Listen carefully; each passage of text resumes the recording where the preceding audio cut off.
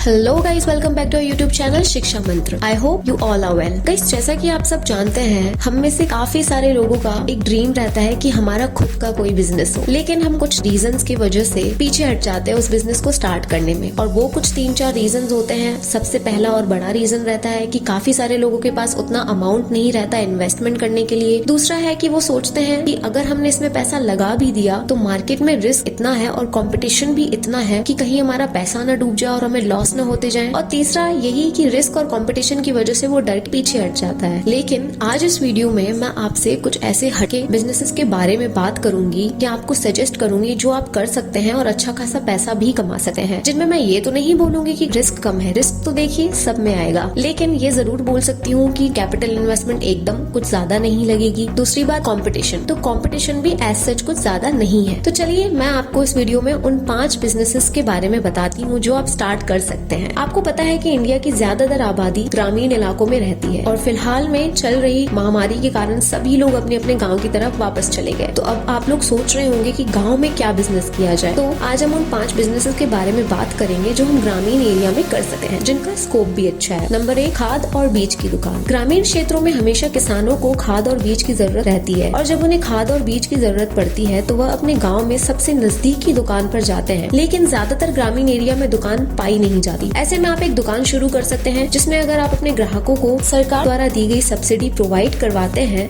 तो आपको ज्यादा मुनाफा हो सकता है। ये बिजनेस आप कम लागत से शुरू कर सकते हैं और आपको भारी मुनाफा हो सकता है। नंबर 2 पे आता है शहरों में अपनी उपज बेचना। यदि आप किसान हैं और अपनी उपज को किसी सब्जी मंडी या गाँव में बेच रहे हैं और फिर भी आपको कोई अच्छा फायदा नहीं हो रहा है, इसके लिए आप सीधा शहरों में जाकर लोगों के घर तक अपनी उपज को सीधा कंज्यूमर्स यानी कस्टमर्स तक पहुँचा सकते हैं। जी हाँ, यानी कि अगर आपके पास 100 किलो से ज्यादा प्याज है तो आप डायरेक्टली जाकर सोसाइटी रिटेलर को अपनी प्याज बेच सकते हैं। ऐसे ही अगर आपके पास दूध, दही, शुद्ध घी, सब्जियां हैं तो आप डायरेक्टली जाकर कंज्यूमर्स को बेच सकते हैं, जिससे कि आपको ज्यादा मुनाफा होगा। नंबर 3 की बात करते हैं ऑर्गेनिक फार्मिंग। आज ज्यादातर सब्जियों और खेतों में कीटनाशक का इस्तेमाल होता है। इससे काफी सारे नुकसान भी होते हैं। आज हर कोई ऑर्गेनिक फल या सब्जी की डिमांड करता है, यानी कि प्योर फल और सब्जी की डिमांड करता है बिना किसी मिलावट के। अगर आप गाँव में खेती करते हैं तो ये आपके लिए एक बहुत अच्छा आइडिया हो सकता है। आप डायरेक्टली यानी कि आप सीधे बिना केमिकल्स के फल और सब्जियां उगाकर ऑर्गेनिक फार्मिंग कर सकते हैं। किसी भी शहर में ऑर्गेनिक फूड की ज्यादा डिमांड रहती ही है। अब ऑर्गेनिक फार्मिंग की शुरुआत 1 से लेकर 1.5 एकड़ जमीन में भी कर सकते हैं। धीरे धीरे अनाज और फल की डिमांड बढ़ने के बाद आप अपनी ऑर्गेनिक फार्मिंग को भी बढ़ा सकते हैं। आजकल के ज्यादातर स्टूडेंट्स ITI करने के बाद ऑर्गेनिक फार्मिंग करते हैं और लाखों रुपए कमाते हैं और ये एक लंबे समय तक चलने वाला व्यवसाय भी है। हो सकता है कि स्टार्टिंग में आपको इसके लिए सामग्री लाने में थोड़ा खर्चा हो जाए, लेकिन मैं दावा करती हूँ कि इसमें नुकसान नहीं होगा क्योंकि ऑर्गेनिक फार्मिंग की डिमांड काफी ज्यादा है और आने वाले सालों में भी रहेगी। और इन दिनों बैंक भी स्टार्टिंग में आपको लोन देने के लिए तैयार रहते हैं। बात करते हैं नंबर 4 की, cold storage business. Cold storage business एक बहुत अच्छा शुरुआत है, खासकर गाँव के इलाकों में, क्योंकि गाँव में कोल्ड स्टोरेज की व्यवस्था नहीं होने की वजह से सारे फल और सब्जियां पड़े पड़े खराब हो जाते हैं। किसानों को बहुत नुकसान भी होता है। इसके लिए कुछ पैसा खर्च करना वास्तव में बहुत ही लाभदायक हो सकता है। शुरुआत में आपको थोड़ा सा खर्च जरूर होगा, लेकिन इसका रिटर्न आपको काफी अच्छा मिलेगा। नंबर 5वें बिजनेस की बात करते हैं पोल्ट्री फार्म। पोल्ट्री फार्म करने के लिए आपको ज्यादा जमीन की जरूरत नहीं होती है। आप पोल्ट्री फार्म इन दोनों से कर सकते हैं, एक अंडे बेचकर, दूसरा चिकन बेचकर। अगर आप अंडे बेचना चाहते हैं तो उसके लिए अलग तरीके की मुर्गी होती है और अगर आप चिकन बेचना चाहते हैं तो उसके लिए अलग तरीके की। और आपको इन दोनों तरीके से बिजनेस करने के लिए पोल्ट्री फार्मिंग की थोड़ी सी जानकारी जरूर होनी चाहिए, ताकि आप अच्छे से उनका ध्यान रख पाएं और अच्छी चीजें मार्केट में सेल कर पाएं। आप मुर्गियों को अच्छे से फूड सप्लीमेंट खिलाएं, नहीं तो काफी सारे लोग इतना सारा इन्वेस्टमेंट करने के बाद भी भारी नुकसान झेल जाते हैं। इसलिए अच्छे से ध्यान रखें और उनसे फायदा कमाएं। तो गाइस, ये थे कुछ ऐसे 5 हटके तरीके जिनमें आपको एकदम ज्यादा लागत की भी जरूरत नहीं रहती है और इनका स्कोप भी काफी अच्छा है, जिसमें से आप अच्छा पैसा कमा सकते हैं। आई होप आप जरूर इस वीडियो से कुछ न कुछ वैल्यूएबल सीखे होंगे। अगर आपको ऐसे ही अच्छे अच्छे आइडियाज चाहिए या आपको इसी टॉपिक से रिलेटेड कुछ पूछना है, जानना है, कमेंट बॉक्स में अपनी राय जरूर दें। I would love to help you. Thank you. मिलते हैं नेक्स्ट वीडियो में। Till then take care, bye bye.